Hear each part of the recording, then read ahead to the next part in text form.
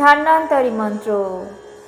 अच्युतानन्त गोविन्द विष्णु नारायणमृता रोगन्मे नाशाय शेषनाशो धन्वन्तरे हरे आरोग्यं दीर्घमायुष्यं बलं तेजा धियं श्रियं स्वभक्ते भयानुगृह्णं तं वन्दे धन्वन्तरिं हरिं शङ्खं चक्रं जलौकं दधद्मितघटं चारुदर्भिश्चतुर्भिः सूक्ष्मा स्वच्छातिहृदयांशुका परिविलासा मौलिमं भजनेत्रं कलम्भोदज्जलङ्गं कोटितटविलासचारुपीताम्बरढ्यं वन्दे धन्वन्तरिं त्वं निखिलगदवनप्रौढादावग्निलीलं धन्वन्तरेरिमं श्लोकं भक्ताय नित्यं पठन्ति ये अनारोग्यं न तेषां स्मात् सुखं जीवन्ति ते चिरम्। ॐ नमः भगवते वासुदेवाय धन्वन्तराय अमृतकलशहस्ताय सर्वभयविनाशाय सर्वरोगनिवारणाय त्रैलोक्यपतये त्रैलोक्यनिधये महाविष्णुस्वरूपा श्रीधन्वन्तरि स्वरूपा श्री श्री श्री औषधचक्र नारायणाय स्वाहा। ॐ वासुदेवाय विद्महे सुधाहस्ताय धीमहि तन्न धन्वन्तरि प्रचोदयात्। ॐ वासुदेवाय विद्महे सुधाहस्ताय धीमहि तन्न धन्वन्तरि प्रचोदयात्। ॐ धां धन्वन्तराय नमः।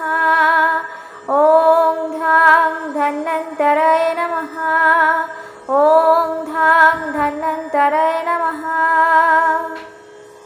अच्युतानन्त गोविन्द विष्णु नारायणमृता रोगन्मे नाशाय शेषनाशो धन्वन्तरे हरे आरोग्यं दीर्घमायुष्यं बलं तेजा धियं श्रियं स्वभक्ते भयानुगृह्णं तं वन्दे धन्वन्तरिं हरिं शङ्खं चक्रं जलौकं दधद्मितघटं चारुदर्भिश्चतुर्भिः सूक्ष्मा स्वच्छातिहृदयांशुका परिविलासा मौलिमं भजनेत्रं कलम्भोदज्जलङ्गं कोटितटविलासचारुपीताम्बरढ्यं वन्दे धन्वन्तरिं त्वं निखिलगदवनप्रौढादावग्निलीलं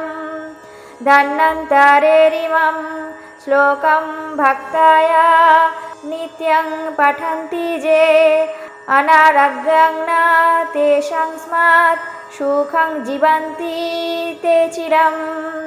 ॐ नमः भगवते वासुदेवाय धन्वन्तराय अमृतकलशहस्ताय सर्वभयविनाशाय सर्वरोगनिवारणाय त्रैलोक्यपतये त्रैलोक्यनिधये महाविष्णुस्वरूपा श्रीधन्वन्तरि स्वरूपा श्री श्री श्री औषधचक्र नारायणाय स्वाहा।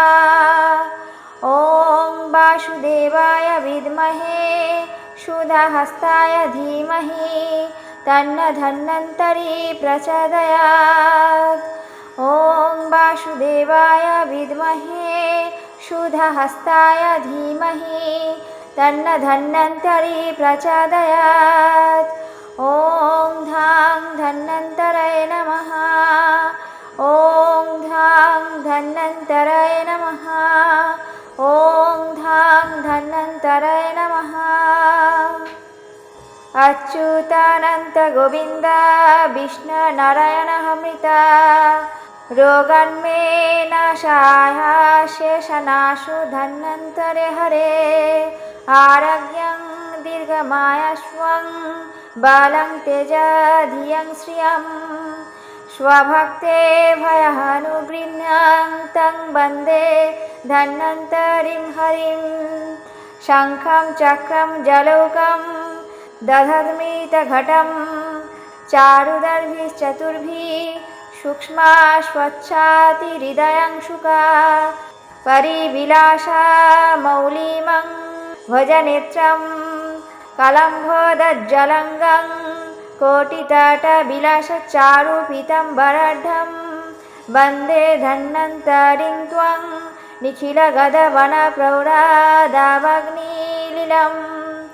धन्वन्तरेरिमं श्लोकं भक्ताय नित्यं पठन्ति ये अनारग्यं न तेषां स्मात् सुखं जीवन्ति ते चिरम् ॐ नमः भगवते वासुदेवाय धन्वन्तराय अमृतकलशहस्ताय सर्वभयविनाशाय सर्वरोगनिवारणाय त्रैलोक्यपतये त्रैलोक्यनिधये महाविष्णुस्वरूपा श्रीधन्वन्तरी स्वरूपा श्री श्री श्री औषधचक्र नारायणाय स्वाहा ॐ वासुदेवाय विद्महे शुद्धहस्ताय धीमहि तन्न धन्वन्तरी प्रचोदयात् ॐ वासुदेवाय